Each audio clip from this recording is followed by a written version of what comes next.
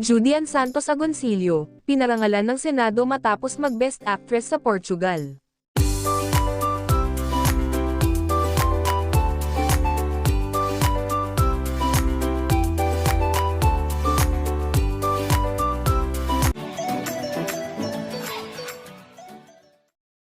Nagpasalamat ang aktres na si Judy Ann Santos Agoncillo sa Senado matapos siyang kilalanin dahil sa pagkakapanalo niya bilang Best Actress sa Fantasporto Film Festival sa bansang Portugal, para sa pelikulang Espantajo.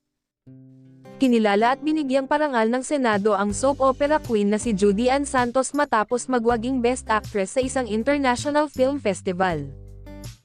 Si Juday ang itinanghal na pinakamagaling na aktres sa naganap na Fantasporto Film Festival sa Portugal, para sa pinagbidahan niyang horror movie na Espantajo.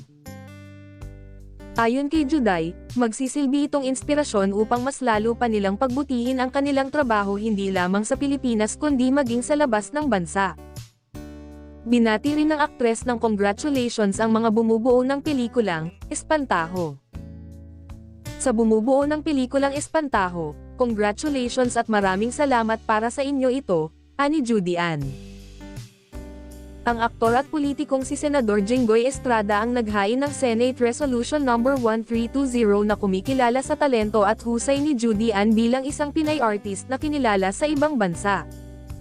Her Best Actress win in Fantasporto, her second International Best Actress trophy following the recognition from Cairo Film Festival in 2019 for the movie Mindanao, proves her range and versatility as an actress who can not only make audiences cry buckets for her dramatic portrayals as a true royalty of Pinoy soap opera or hold her own as a female lead in action sequences, including our very own tandem, but can also send chills and suspense in horror blockbusters, ang pahayag ni Senador Jinggoy. Pagpapatuloy pa niya, this is another feather in her cap, and a wonderful addition to a shelf of awards that characterized her stellar career spanning 4 decades.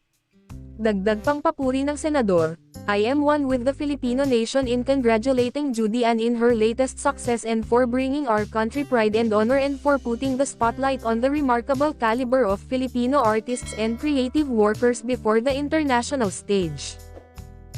Kasunod nito ay nagpasalamat naman si Juday sa pagkilala ng Senado sa kanyang latest achievement bilang aktres. Maraming salamat sa pagkilalang ito. Isang karangalan ang may angat ang pelikulang Pilipino sa mundo, mensahe ni Juday sa kanyang social media post.